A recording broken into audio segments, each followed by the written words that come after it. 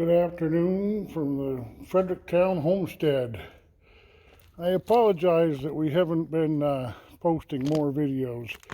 I didn't realize just how much goes into actually filming a video and then getting it edited and getting it uploaded. We don't have Wi-Fi yet, but let me update you on the wood situation. I'd like you to know what's going on. Let me look here. Right. Okay, we've got this load of 3 bundles of 20-inch long 5/8, 3.5 inches wide, I think it is. I'm not sure of the width, but it's all exactly the same. It was milled for an order, and it was then canceled after it was produced. Very bad, but that's just the way it was. So we ended up with it for a song, really. And I'm out of breath because I've been working on hauling it inside near the planer. And I've got some of it planed here, and there's my pile that I brought in unplaned. This pile over here is the pile of finished product. Now, we had thought that we were going to use this wood for flooring. We were going to plane it and make a really neat design, 45-degree angles and all kinds of things. We had it in mind. We were just gung-ho. Well, I talked to 2 of my Amish friends. One of them is a mill owner, and the other one is a cabinet maker, furniture maker. And the first one, the mill owner, says, "JB, I don't want to disappoint you, but what you're proposing won't work. The problem is the shrinkage. You are dealing with basically green wood here." And I said, "Oh, no. It's been sitting for a year undercover up there in the mill." And he says, "Well, you better think twice, because you put all that work of putting it down, cutting the pieces, planing them, getting them all down there the way you want them, and what happens if it all shrinks? You're not going to be happy. The landowner's not going to be happy. You won't have done a good job." So I went down there and talked to my other Amish friend who makes some really spectacular Amish furniture. And I said, "I got wood that's been sitting inside for a year. A lot of it's oak, and some of it's maple, and some of it's beech, and some of it's soft cottonwood and popple. Can I make a floor out of it? Will it shrink?"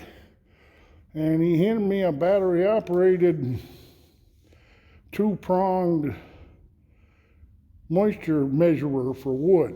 And the way you work it is you put the 2 prongs into the wood and press a button and wait a few seconds, and it gives you the moisture content of the wood. And he says, "Now, anything I make furniture out of, I'm looking for 9, 8, or even 7% moisture. And for a floor where you're putting multiple pieces side by side together, you want to be down there at least in the 8 range, or if not lower." So I brought that gizmo up here to the shop, to the Quonset hut, and these pieces right here that have been sitting for a year, and I'd call them dry. They burn good in the stove, but I stuck the meter thing in the side there. Now this one came up with 27%. And then I have this pile over here that's all planed. I thought, well, I've taken on any moisture that would be on the outside, so maybe this one will be lower. That one's 28%. And so for fun, I looked at the 5/8 over here and poked it in there. And there, hey, I did better. Of course, I was doing it in this popple piece right here, which is softwood, but that had dried out down to the 20-degree mark. But it's still a long ways from 8. So we aborted the making floor out of this. We're still going to use it. We're going to we're going to do all kinds of things with this stuff. But we're not going to make a floor. We're going to use snap-down floor. We got permission from the landlord. He's going to buy the floor. He was a lot happier with this idea because it's not experimental. It's guaranteed by a corporation, as you will, the snap-down floor, and it's all manufactured. It's all plastic. There's no wood involved. He was much more happy with that. And we're going to do the whole downstairs with snap-down flooring just as soon as we get the product. Roger, that lives here, he's done floors before, and he says, "Oh no, I don't need any help. I can do that myself." And Sandra and I will help him whatever he needs is what we can. I can't get on my knees myself, but I don't think Sandra can either. But Roger can. Roger can do somersaults. But so we're going to do snap-down plastic, vinyl, non-organic flooring. We're not going to do wood. But we still got limitless supply of this wood. This product here, I've got 3 bundles here so far out of 6. So this is only half of it. I've got it stacked on the shaper. I got it stacked here, and there's a whole bunch more to stack just in the first 3 bundles. And then I got 3 more, the equal amount again, still up at the mill, all paid for. It didn't cost as much as Starbucks coffee. It was really cheap. And then this style wood that comes in different thicknesses, we can get virtually for free. It's a byproduct of the mill, and they set it aside when they are making pallet stock, and we can get as much of this as we want. It's certainly within our budget. It's very affordable. And we got the planer, and we got the chop saw, and so we're not going to do flooring. We're going to use it in other ways. I'm not sure what we're going to do, but it is over 20% moisture content, so shrinkage is an issue, and we're going to sticker some of it. We've got a table saw over here. We just got this rip fence for the table saw. See this handy dandy rip fence? So that enables us to, he's put aside here some stuff that needs to be ripped, and Roger has. And so we're going to rip a whole bunch of 1/2 inch out of unusable for other things pieces. Anything that's not suitable for other things, we can rip on the table saw. And with the rip fence now, that's a real godsend. He brought that up from his previous where he had stuff in storage. But now we got a rip fence. Wow-wee. And so we can rip 1/2 inch for our stickers. We'll stick this wood and air dry it as best we can. And actually there is a kiln here in the community, wood drying kiln, and we can take it up there. Not sure if we'll do that, but that's an expense. He charges you by the point. He takes the measurement of the moisture when he starts, and you pay by the point he brings it down. If you want to bring it from 28 to 8, you're paying for 20 points. I'm not sure how much it is. I know it's enough so that him and his 8 kids can all survive off of it. So it's got to be something. But we got a lot of this wood. I got another load for the box on the back of the big buggy, all paid for at the mill. I got to go pick that up Monday. It's just been a matter of round to it. We don't have enough round to it. As soon as we get around to it, we'll do it. But that's just an update on the wood. We were planning to do the sensational wood floor. That was my dream. I got woken up from my dream by two of my woodworking friends. It's just not, it's doable, we could make it, but it wouldn't work. It would all crack and become a liability, something that you wouldn't want in your house.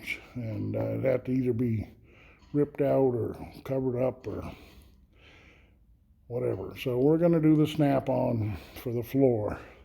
But we still got the wood, and we plan on utilizing the wood. I don't know what we're going to do. I can see lots of different projects.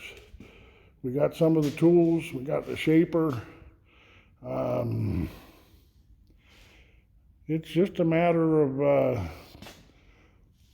imagination and ingenuity and gumption. We need enough gumption to get it done. But that's an update on the wood situation. I was talking about this in a previous video, and one of my viewers asked me, what's the story here? You're not filling us in. So I thought I'd give a complete as I could update. One thing we're short of here at the Fredericktown Homestead is subscribers on YouTube. If we need more subscribers, that'll be part of the way we keep this thing going. Oh, you know, I was mentioning my woodworking friend. Let me just show you real quick here. He made this. This is a cedar, all dried down to 8%, of course. But I got the cedar up from Kentucky and brought it to him. And I said, can you make me a console for my van? Well, this fit my last van.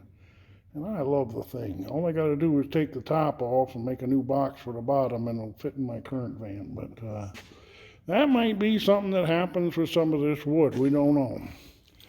But I just thought I'd show you that.